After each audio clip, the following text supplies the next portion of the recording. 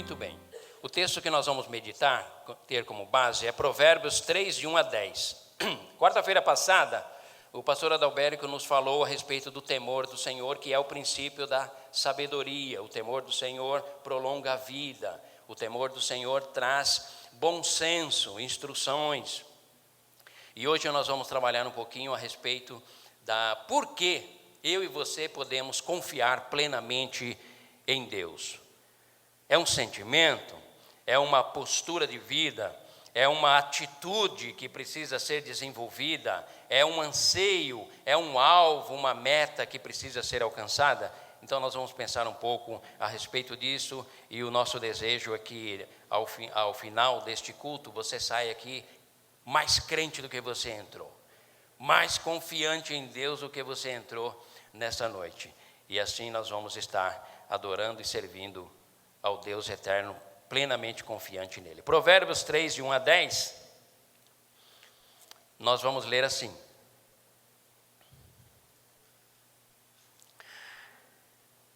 Meu filho, também minha filha, é genérico, tá? Meu filho e minha filha, não se esqueça da minha lei, mas guarde no coração os meus mandamentos, pois eles prolongarão a sua vida por muitos anos e lhe darão prosperidade e paz. Que o amor e a fidelidade jamais o abandonem. Prenda-os ao redor do pescoço, como enfeite, um grande colar. Escreva-os na tábua do seu coração. Se você fizer isso, então você terá o favor de Deus e dos homens, e boa reputação. Versículo 5. Confie no Senhor de todo o seu coração. Agora vem os não de Deus, né? Eu sempre falo que quando Deus diz não, a gente tem que prestar muita atenção, porque os não de Deus são extremamente importantes. Confie no Senhor de todo o seu coração e não se apoie em seu próprio entendimento.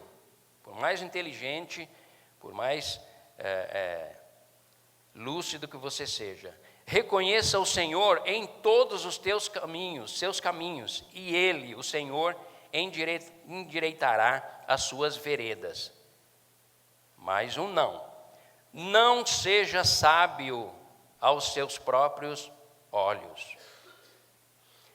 Ao invés disso, tema o Senhor e evite o mal. Olha o que vai acontecer. Isso lhe dará saúde ao corpo e vigor aos ossos. Honre ao Senhor com todos os seus recursos e com os primeiros frutos de todas as suas plantações. O resultado disso é que os seus celeiros ficarão plenamente cheios e os seus barris transbordarão de vinho, fartura, prosperidade. Então o nosso tema hoje nos convida a avaliarmos o grau de confiabilidade ou o quanto a confiança em Deus tem pontuado ou marcado a minha e a sua vida.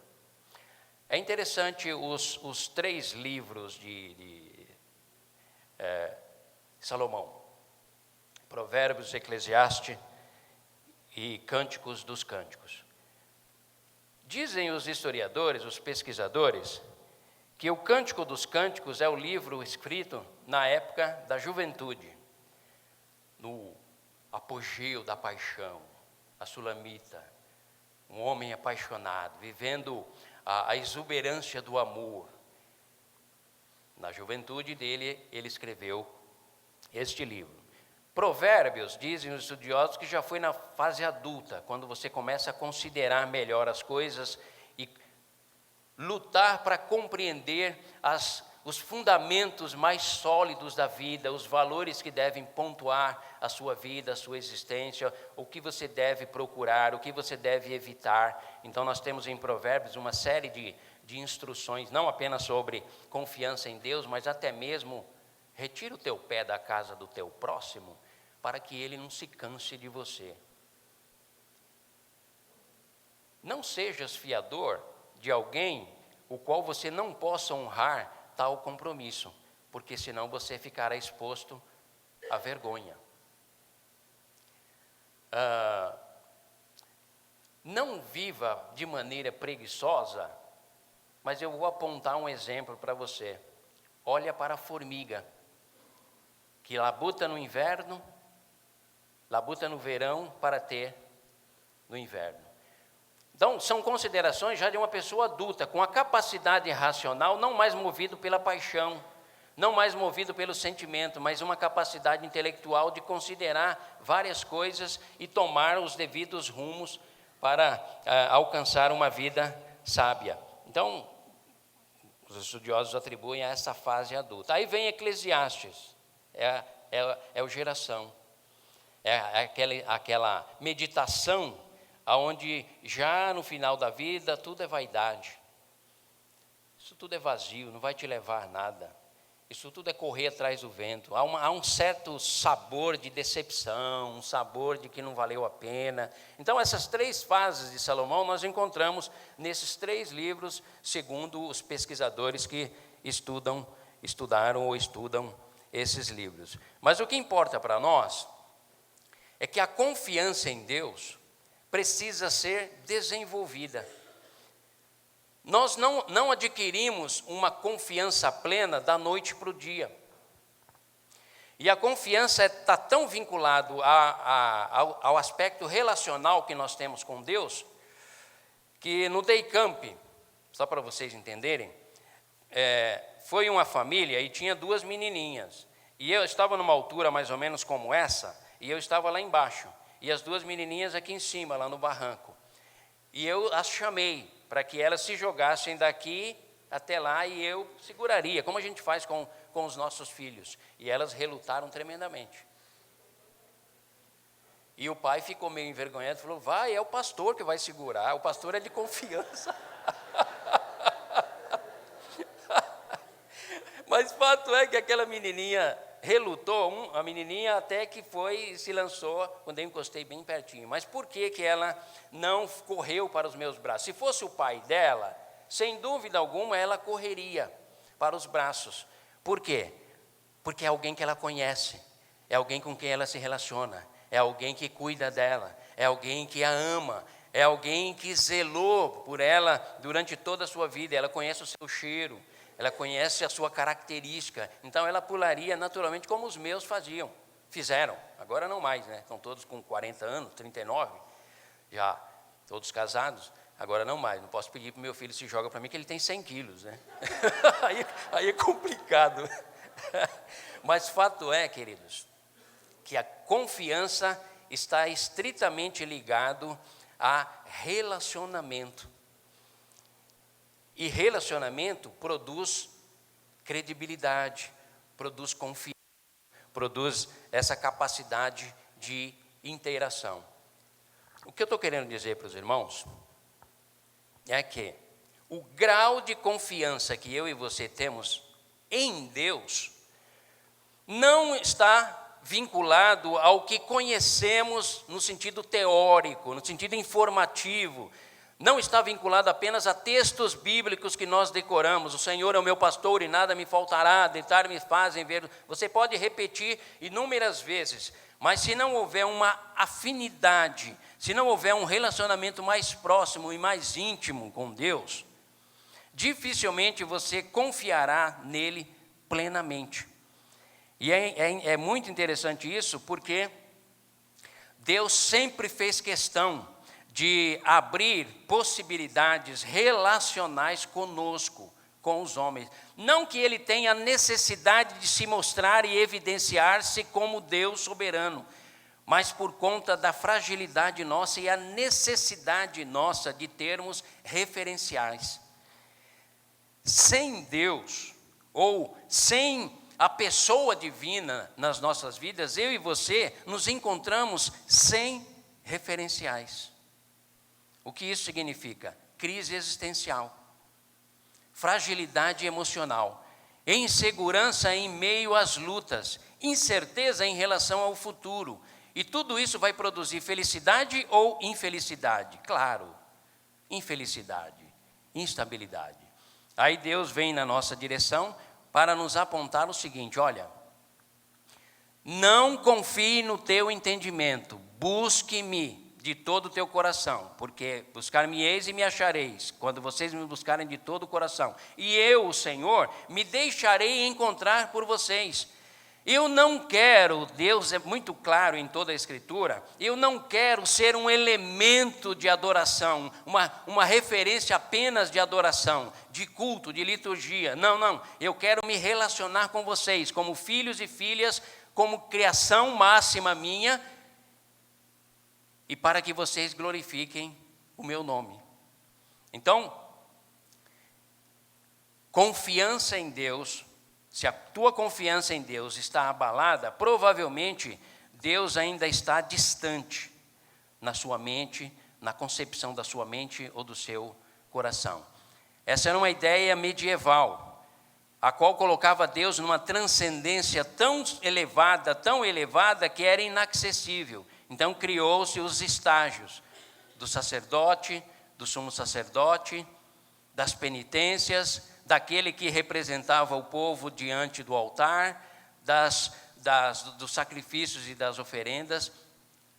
Mas, na verdade, Deus sempre quis manter um relacionamento direto conosco, para gerar em nós confiança plena na pessoa dele. Então, a Bíblia se propõe a nos colocar num nível de relacionamento com Deus, para que haja em nós estabilidade e confiança plena na pessoa dele. E para isso, ele foi se mostrando, dando-se a conhecer a nós por vários nomes. Aí entra a importância dos nomes de Deus. Eu separei aqui alguns nomes para nós relembrarmos. Agora, olha só. Quando você pega esses nomes e imagina que apenas o nome, a citação dele vai te proporcionar algum tipo de desenvoltura, desenvolvimento, crescimento interior de confiança em Deus, não é verdade. O nome aponta para uma característica do caráter de Deus, e por conta dessa segurança que nos é passada pela informação e a representatividade do nome, que significa a pessoa dele, é por isso que diz: tudo que pedirdes em meu nome, não é no termo nome Jesus, mas é na pessoa dele, porque na cultura hebraica o nome estava vinculado à pessoa. Então, quando nós pedimos a Deus em nome de Jesus, nós estamos demonstrando confiança no nome dele e que vamos ser abençoados para a glória dele, por causa da pessoa dele, que está à direita do Pai, segundo Hebreus, e intercede por nós. Então, olha, por exemplo, quando a Bíblia vem na nossa direção para nos dizer assim: olha, povo, Israel, ou povo gentil, nós, Igreja Batista Boas Novas, confia em mim, porque eu sou Elohim. E Elohim significa que ele é o Criador, que ele é poderoso, que ele é forte. Por isso que nós muitas vezes cantamos. Quando nós pronunciamos Elohim, nós estamos dizendo: Senhor, tu és forte, tu és poderoso. Por isso, não temerei o mal que venha me assolar, porque 1000 cairão à minha direita e 10.000 à minha esquerda, mas eu tenho certeza que o meu Elohim intervirá por mim, porque ele é forte, ele é poderoso. Eu preciso imprimir, você precisa imprimir essa verdade no seu coração, não decorando apenas a palavra, mas estabelecendo isso como segurança para a sua alma, para o seu ser. E é daí que começa a brotar a confiança plena nele. Você pode chamá-lo de El Shaddai, ou o Deus que tem todo o poder. Quando nós declaramos: tu és o meu El Shaddai, o meu Deus Todo-Poderoso, você está dizendo o seguinte: nada poderá me abalar. Eu estabeleço na minha alma a segurança e a paz que eu preciso, a tranquilidade, porque aquele que cuida de mim, aquele que é o meu Deus, a quem eu adoro e presto culto, ele é todo-poderoso, ele detém todo o poder, ele é o meu El Shaddai. E Deus se mostra como Deus El Shaddai exatamente para que Israel confiasse plenamente nele. Aí olha o que acontece. Quando Israel e nós, o povo de Deus, gentil, a igreja de Jesus, depositamos toda a nossa confiança nele, nós passamos a nos fundamentar de maneira absoluta e descansar nele. Queridos irmãos, você pode ser um cristão que vai e vem dos templos constantemente, e você é cansado de alma, você é aflito de coração, você é ansioso e angustiado em relação ao futuro, você é insatisfeito com a sua própria vida, com a estética da silhueta do seu corpo, ou os traços fisionômicos seu, ou com o padrão de vida financeiro que você leva, ou com tudo que envolve a sua vida, a sua existência.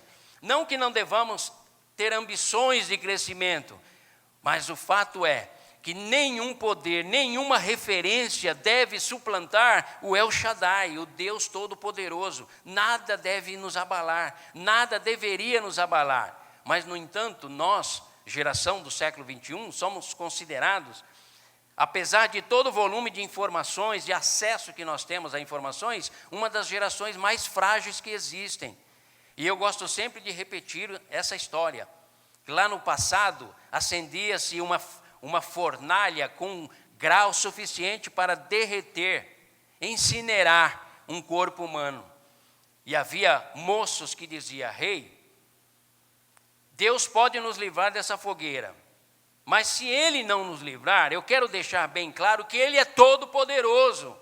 Ele não vai diminuir a sua glória, o seu poder, se nós formos incinerados nesse forno. Sabe por quê? Porque Ele está acima, Ele é o único Deus. E nós não vamos nos prostrar diante dessa estátua, custe o que custar, podendo custar até mesmo a nossa própria vida. Sabe por quê? Porque nós aprendemos que Ele é o nosso El Shaddai, aprendemos que Ele é o nosso Elohim, aprendemos que Ele é o Deus eterno, e nossas vidas estão fundamentadas nele. Pode acontecer a nós o que for, nós continuaremos fiéis a Ele. E lá vão aqueles moços e experimentam a manifestação da glória de Deus através da aparição do quarto homem da fornalha. E aqueles moços suplantam um império. Agora olha nós hoje. Quando uma circunstância muda um pouco na nossa vida, você já reclama para Deus. Se você tem que trocar um carro de 2018 para um carro de 2010, para que você continue andando, você já murmura contra Deus. Sabe o que isso significa, queridos? Que os nossos irmãos do passado, os quais são testemunhas nossas de fidelidade, de adoração a Deus, aprenderam pela obediência a amarem, a honrarem, a cantarem louvores, a exaltarem a Deus, independente das circunstâncias. E eles puderam tapar a boca de leões e suplantar os graus milhares, os centenas de graus daquela fornalha. Mas nós hoje, se um palito de fósforo acender do nosso lado, nós ficamos apavorados. Um diagnóstico derruba a nossa fé. Um desemprego faz-nos colocar diante de Deus, murmurando e reclamando a respeito dele. Tudo isso indica que nós precisamos reaver o nosso conceito a respeito de Deus, porque não haverá em nós uma confiança plena em Deus se não aprendermos a conhecê-lo. Oséias 6,3 diz: conhecer e prosseguiremos em conhecer ao Senhor, porque essa deve ser a nossa tarefa. Essa deve ser o nosso trabalho. E a vida eterna é essa, disse Jesus, que conhecereis o Pai e vão conhecer também a mim, lá em João. Então, queridos, não pense que existe uma fórmula mágica para você confiar em Deus. A fórmula que as Escrituras nos coloca é essa nossa visão ampla a respeito de Deus e do cuidado que Ele teve para com o seu povo, nação de Israel, o estabelecimento da sua igreja e as promessas que Ele fez a cada um de nós. Promessas essas que estão contidas na sua palavra. Então Ele vem na nossa direção para nos dizer: eu sou o Elohim, eu sou o Criador, eu sou o Deus forte. Aqui tem uma série de textos: eu sou o seu El Shaddai. Tá? Tira um pouquinho essa fala genérica desse termo Deus e coloque o Deus soberano, o Deus Senhor, o eterno, o absoluto, o meu Shalom. E aí ele vem para nos dizer também: eu sou o seu Adonai, eu sou o seu Senhor. Por isso eu digo, não se estribe no seu próprio entendimento. Porque se você se assenhorar, você e eu, de territórios que são territórios divinos, a sua vida vai de mal a pior. E nós estamos num momento da história da humanidade que nós sempre achamos que somos gestores de nós mesmos. Fazemos curso de treinamento para desenvolver o nosso potencial e devemos fazê-lo. Mas não se esqueça, não se estribe no teu próprio entendimento, nem na tua própria capacidade de gerenciar-te a ti mesmo, porque a vida é frágil. É por isso que ele vem na nossa direção para nos dizer: eu preciso ser o seu Adonai, o seu Senhor da sua vida. Eu preciso ser aquele que seja a razão maior, porque se você se estribar, se apoiar, se fundamentar na sua própria capacidade de gerenciar a sua vida, qual de vocês é capaz de dizer o que vai acontecer depois ao sair por aquelas portas? Ninguém. Não temos o futuro nas nossas mãos. A nossa vida é como a erva, e como a flor da erva, que surge exuberante pela manhã e à tarde murcha, e à noite seca e desce à sepultura.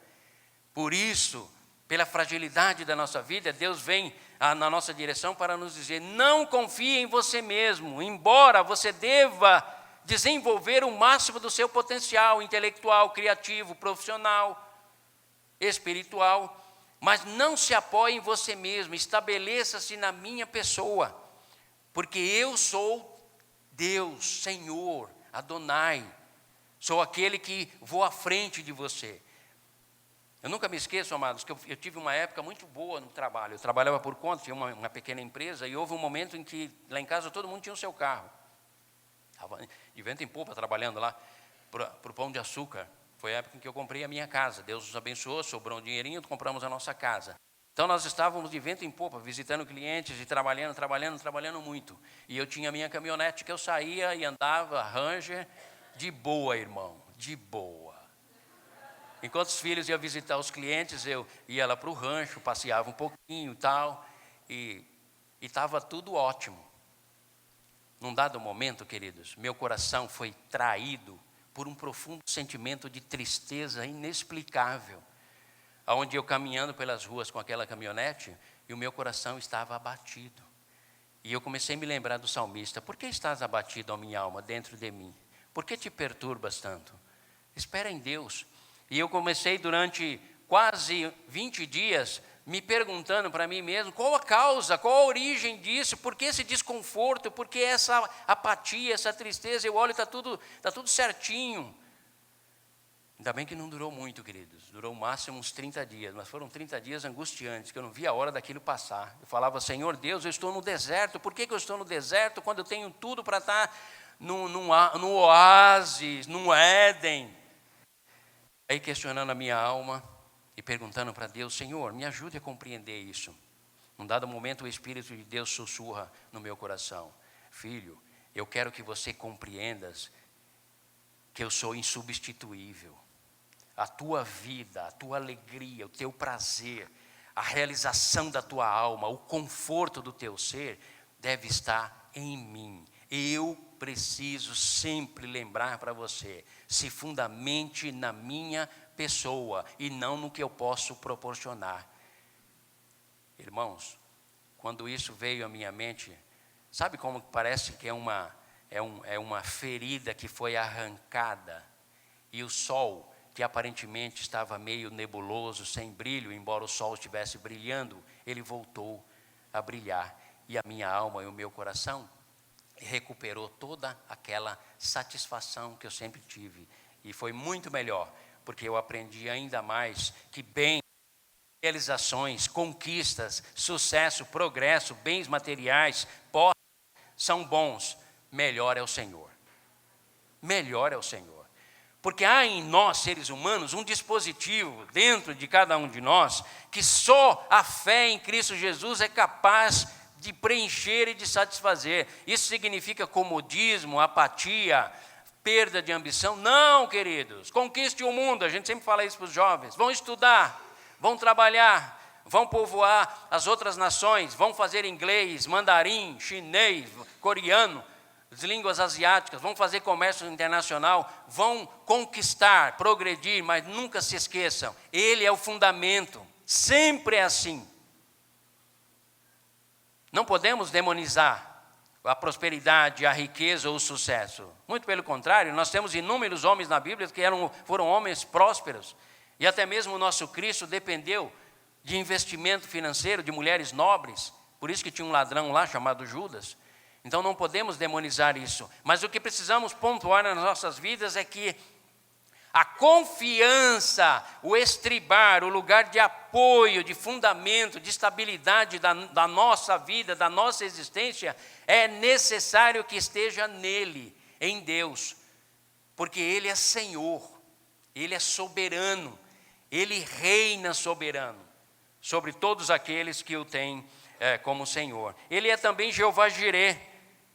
Jeová Jireh é que o Senhor proverá, está lá em Abraão, foi lá em Abraão, Gênesis 22, quando ele levanta o cutelo para ferir aquele menino, oferecendo como sacrifício Isaque, e Deus diz: Abraão, Abraão, não estendas a tua mão sobre este menino, porque eu sei que você confia em mim, porque não me negastes o teu maior bem, não me negastes aquilo que tanto desejaste na tua vida, fruto de um milagre, fruto do impossível, teu filho Isaque, não me negaste eles por conta da tua confiança em mim. Agora eu reconheço, eu vejo que o fundamento da tua vida, a realização da tua alma, a âncora, tudo, a rocha da tua vida é a minha pessoa, porque me obedecestes, não toques. E aí Deus provê o cordeiro, que tipificava a pessoa de Cristo Jesus, que seria imolado lá no futuro. Então deve ser, querido, deve ser o meu e o seu Jeová Jireh. Ele é o Jeová Nissim, o Senhor é minha bandeira. Qual a bandeira da tua vida? Dizem que os jovens hoje procuram uma causa. Qual é a tua causa? Ecologia? Direitos humanos? Direito das mulheres? Feminismo? Qual a tua causa? Todas elas são nobres, todas elas são sublimes, mas existe uma causa, uma bandeira maior, que é a bandeira do Deus eterno. Essa bandeira faz toda a diferença, porque com essa bandeira, você assumindo e encarnando na tua alma, Jeová Nissim, fazendo dele o Senhor é a minha bandeira, rapazes, moços e moças, irmãos queridos, vocês mandarão seus filhos para as universidades e eles vão perfumar, eles vão alterar, eles vão transformar as universidades. Mas hoje está sendo o contrário. Os pais ficam apavorados quando seus filhos vão fazer sociologia, filosofia, ciências humanas, psicologia. Por quê? Porque o Jeová Nissim, de repente, não foi uma bandeira que papai levantou em casa. Era uma bandeira que o papai levantava quando ia ao templo, mas em casa não era a bandeira da nossa casa, da nossa família. E aí os nossos filhos vão para as universidades serem questionados pelo ateísmo filosófico, pelo teísmo aberto e por tantas ideologias e filosofias contrárias a Jeová Nissim. E aí vem os abalos, queridos, amados. Não vacile, não há tempo de brincadeira. Já foi o tempo de entrarmos nos nossos templos e vivermos de maneira iludida, infantil, imaginando que algumas declarações ou algum tempo gasto aqui era o suficiente para nos tornarmos pessoas capazes de vencer e de transformar o mundo. Não, não, amados. Jeová Nissim, o Senhor deve ser a sua bandeira. Há louvores na sua casa? Há adoração ou há murmuração? Há questionamento, há brigas? Tudo isso, amados, é que vão definir em nós pessoas que de fato creem e confiam em Deus plenamente, fazendo dele a nossa bandeira. Jeová Shalom, o Senhor, Deus, Ele é a nossa paz, é a maneira com que os judeus se saúdam. Shalom Adonai, o Senhor é a nossa paz. Essas são nomes que Deus permitiu-nos conhecer a respeito dele, justamente para imprimir em nós uma confiança cada vez maior, cada vez mais plena, porque Ele sabe o quanto o mundo é hostil à nossa fé, é hostil a Ele mesmo. E nós precisamos, então, ser firmes e assumirmos toda uma postura de entendermos os nomes de Deus, não vivermos como uma ala evangélica costuma fazer, colocando castiçal de 7 pontas lá na sua casa, como se fosse para afugentar maus espíritos, colocando a arca da aliança lá nas suas casas, objetos que são considerados sagrados, como se esses objetos, ou mesmo fazendo afirmações verbalizadas, como se isso caracterizasse e definisse um homem ou uma mulher de fé. Não, amados, são termos que definem Deus, para que o meu e o teu coração seja impresso por essa verdade, para que a nossa fé, que é a fé que vence o mundo, e quem vencerá o mundo? Todo aquele que professa que Jesus é Senhor, todo aquele que professa que Jesus é o Deus eterno, que Ele é o grande eu sou, antes que Abraão existisse, eu sou. Deus se manifestando lá no passado, Deus se manifestando no tempo presente. Então essa confiança que o livro de Provérbios e outros livros da Bíblia nos convida a ter, é uma necessidade, queridos. É uma necessidade para que nós tenhamos vida plena, vida estável e aprendamos a conviver, a conhecer Deus, a se relacionar com Ele, a ter amizade, interação com Ele e podermos compreendê-lo. Aí você vai chamá-lo de Abba, papai, papaizinho, está lá no livro de Romanos, amados.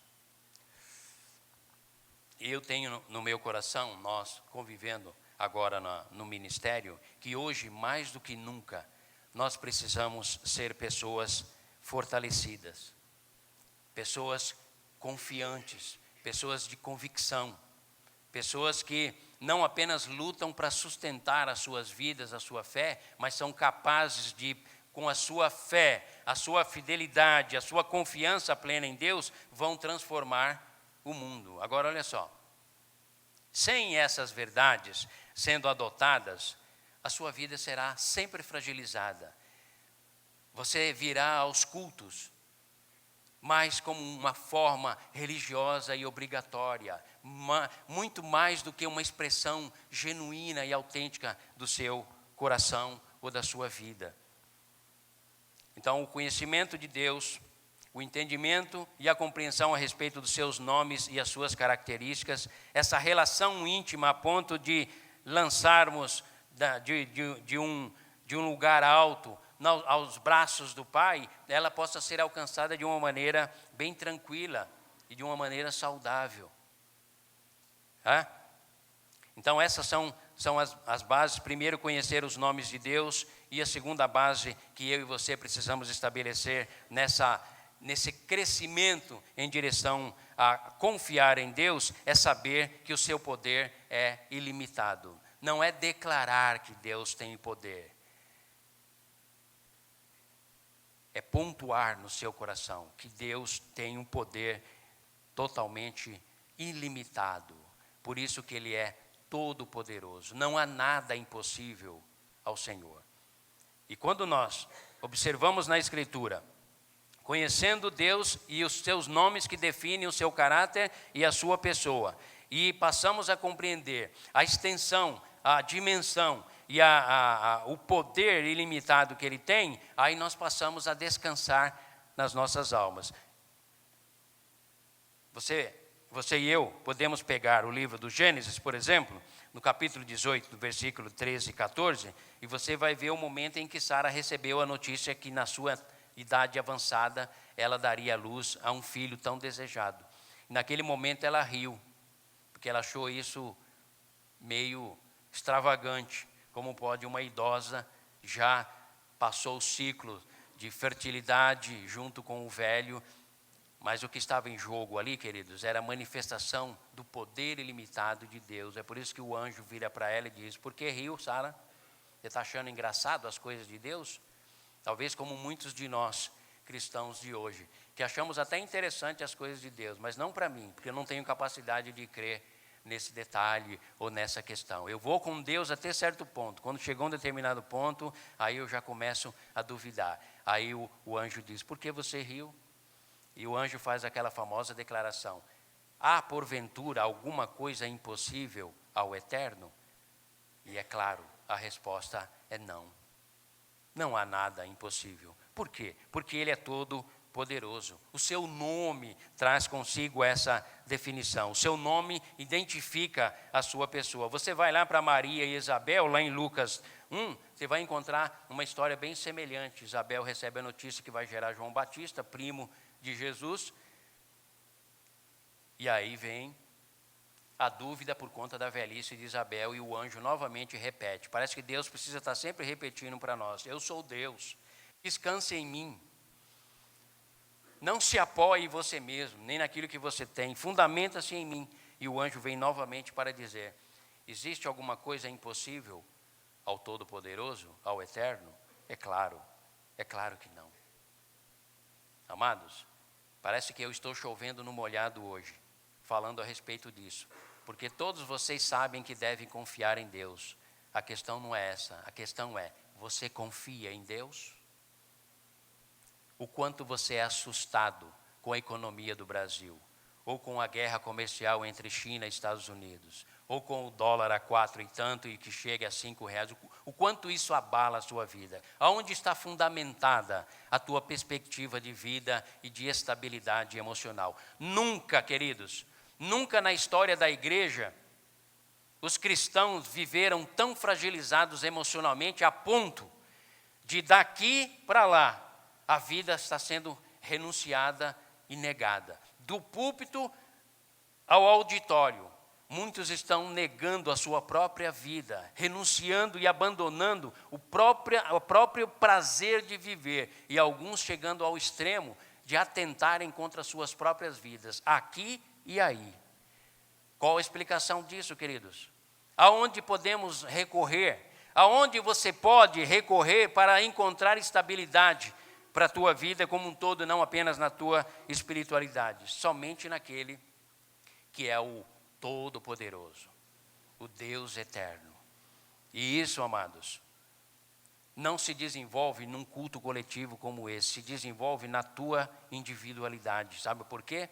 Porque o cristianismo é uma proposta individual, envolve o coletivo, mas ela é fundamentada na individualidade. É o Deus eterno se relacionando com você. Nesse sentido, você precisa ser o mais transparente com Ele, para que Ele possa então manifestar a sua glória no seu mundo interior, porque o seu exterior, você abraçou um estereotipo. Você de repente mudou a sua linguagem, mudou a sua vestimenta e mudou o ambiente físico onde você frequenta, que agora é um templo, vestindo roupa de crente, carregando um livro de crente, de evangélico e vindo a um lugar. Não é esse o ponto, queridos. É muito mais do que isso. Quem é você interiormente? Quais são os conflitos, quais são as lutas e a dinâmica do seu mundo interior? Porque é lá, é nesse contexto interior e íntimo, subjetivo, que Deus precisa ser estabelecido, adorado, demonstrado confiança plena. Não são nos jargões evangélicos, Deus é fiel, Deus é todo-poderoso, Deus é tremendo. Jargões evangélicos, querido, não passam de terminologias muitas vezes vazias. O que importa é na essência da tua alma.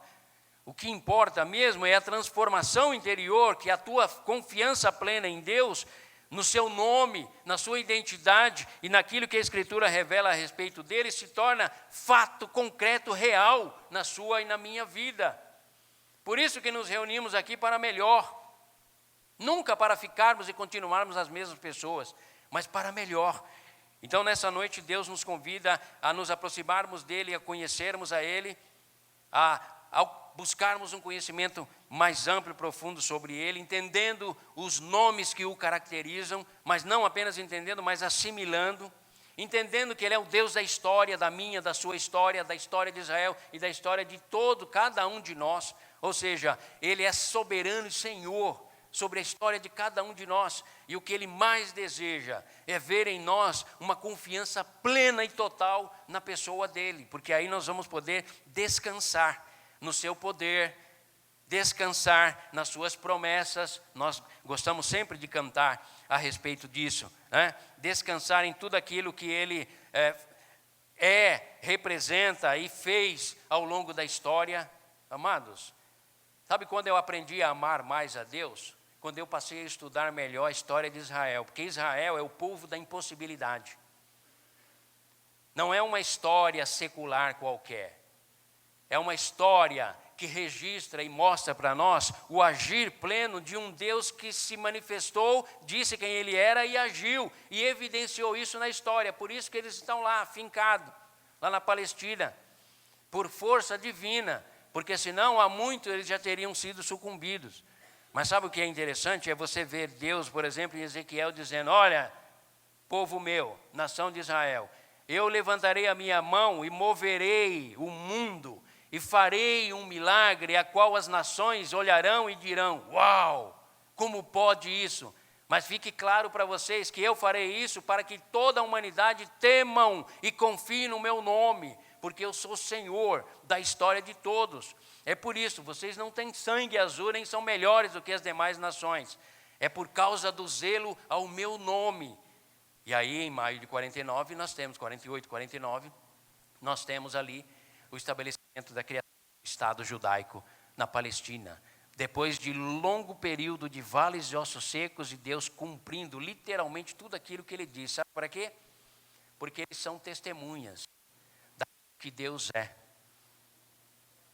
Aí, sabe o que acontece? Nós aprendemos e edificamos a nossa vida não nas nossas emoções, não naquilo que sentimos no decorrer de um culto como esse, mas nos fundamentamos no Deus que é todo-poderoso, no seu nome que foi declarado, no seu poder que é ilimitado e na sua palavra que é imutável. Sua palavra que é imutável. Amados, chega de ser crente incrédulo. Você precisa ser crente que crê de verdade. Porque tudo é possível àquele que crê de verdade. Porque se vocês tiverem fé do tamanho de um grão de mostarda, vocês darão ordem e a natureza será alterada. Vocês precisam acreditar piamente em tudo isso. Crer na sua palavra, porque a sua palavra é imutável. Malaquias 3,6, Deus diz: eu sou o Senhor e eu não mudo. Não há mudança na minha pessoa. Vocês podem acreditar nisso. É por isso que eu sou o bom pastor e lhes dou a vida eterna. E ninguém as tira das minhas mãos, porque eu conheço as minhas ovelhas e as chamo pelo nome. Dou a elas a vida eterna, e nunca jamais perecerão. E ninguém as arrebatará das minhas mãos, porque aquele que as me deu é maior do que eu. É aí que está a segurança de vida eterna. Ou você sente que é salvo hoje, e amanhã você tem dúvida da sua salvação. É por isso que nós, Igreja Batista, fundamentamos a certeza da nossa salvação no caráter de Deus, na palavra imutável dEle, no nome dEle, naquilo que Ele declara e afirma. Por quê? É necessário que aqueles que se aproximam de Deus creiam que Ele existe e é galardoador de todos os que o buscam, porque sem fé, sem confiança plena nele, é impossível agradar o Senhor. Então nós somos desafiados a caminhar de maneira sólida e robusta nessa direção. Amados, quando alguém perguntar a razão da tua esperança, não gagueje, não titubue, não vacile. Diga: a razão da minha vida é uma pessoa bendita chamada Jesus Cristo. Ele é o meu sonho, Ele é o meu futuro, nele a minha alma. Ele é a minha maior recompensa, porque a quem terei eu nos céus além de ti? Na terra não há nada que eu deseje mais do que ti. O Salmo 73, nós aprendemos sobre isso. Mas tudo isso está vinculado a essa compreensão e assimilação dessas verdades, do seu poder ilimitado, do significado do seu nome, da sua palavra que é imutável.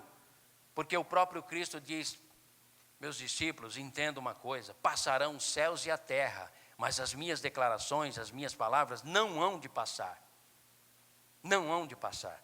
Isso está lá em Lucas 21, 33. Tiago 1,17, pois Nós temos o Pai das luzes, em quem não há sombra de variações. Hebreus 13, 8, ele nos diz assim: Jesus Cristo é Deus. Aquilo que ele diz, ele cumpre. Sabe por quê? Ele é o mesmo ontem, hoje e eternamente. Então, queridos, dentro do livro de Provérbios e em outros tantos de textos da Bíblia, Deus nesta noite diz, de 0 a 10, o quanto você confia em Deus. O quanto há de estabilidade e firmeza no teu coração, na pessoa de Deus. O quanto você é corajoso ou corajosa para viver o dia a dia sem pânico, sem medo. Sabe por quê? Por conta daquele que te protege e te guarda. O quanto você o adora com sinceridade, fidelidade e entusiasmo no teu coração. O Senhor é a minha rocha, a minha fortaleza e o meu libertador. O meu Deus é o meu rochedo em quem me refugio. Ele é meu escudo e o poder que me salva. Ele é minha torre alta e forte. Isso não é poesia, queridos. Essa é verdade que tem que marcar a tua alma. Tem que pontuar a tua alma. Pode dizer ao Senhor: Tu és o meu refúgio e a minha fortaleza, o meu Deus em quem eu confio. Salmo 91, 2. O Senhor é bom, um refúgio em tempos de angústia. Ele protege os que nele confiam. Naum 1, 7. O Senhor dos exércitos, ó Senhor dos exércitos, como é feliz aquele que em ti confiam. Este é o meu Deus, este é o Deus cujo caminho é perfeito. A palavra do Senhor é comprovadamente genuína. Ele é escudo para todos os que nele refugiam. 2 Samuel 22, 31. Deus é a minha salvação. Terei confiança e não temerei. O Senhor, sim, o Senhor é a minha força e o meu cântico. Ele é a minha salvação. Cada palavra de Deus é comprovadamente pura e Ele é um escudo para quem nele se refugia. Os que conhecem o teu nome, Senhor, confiam em ti, pois tu, Senhor, jamais abandonas os que te buscam. Em ti os nossos antepassados puseram a sua confiança, confiaram e o Senhor os livrastes. Tu, Senhor, guardarás em perfeita paz aquele cujo coração, aquele cujo propósito está firme, porque ele confia em ti. Amados, alguns confiam em carros e outros em cavalos, mas nós confiamos no nome do Senhor, o nosso Deus. Salmo 20, versículo 7. Essa palavra é palavra de Deus no teu coração? Amém, queridos. Precisa ser. Porque essa palavra é ela que vai dar toda a sustentação para mim e para a sua vida. É ela quem nos fará pessoas bem-sucedidas, prósperas no sentido de desenvoltura, desenvolvimento, pessoas bem resolvidas. Se existe um lugar na face da terra onde deveria ser habitado pelas pessoas mais bem resolvidas da humanidade, é a Igreja de Cristo Jesus, porque temos da parte de Deus tudo que diz respeito à vida, à realização, à vida emocional, à vida sentimental, à vida espiritual, à vida profissional. Sabe por quê? Porque no passado, a Igreja de Cristo Jesus era celeiro de cientistas, de pensadores, de intelectuais, de profissionais de alto nível. Por quê? Eram pessoas bem resolvidas e que aprendiam a desenvolver a sua inteligência, alcançar o máximo do seu potencial. Mas tudo isso passa por esse aspecto de sermos pessoas relacionáveis, pessoas que se relacionam com Deus e que têm aprendido ao longo das suas vidas a confiarem cada vez mais no Deus eterno, na sua palavra, no seu poder ilimitado, no significado dos seus nomes e têm aprendido a viver a vida abundante. Eu vim para que tenham vida e vida em abundância. Essa vida em abundância está no Filho. Quem Filho de João, 1 João 5, tem a vida. Quem não tem o Filho de Deus, não tem a vida. Colossenses diz, nele, Jesus, habita toda a ciência, todo o conhecimento, toda a inteligência, todos os mistérios, tudo aquilo que diz respeito à exuberância da existência humana, para este mundo e para a eternidade. Confie no Senhor, queridos. Confie no Senhor, porque é tudo o que Ele pede a cada um de nós. Confie em mim. Deleita-te em mim, Salmo 37. Regozijem-se em mim, descansem em mim, e eu realizarei os desejos do teu coração.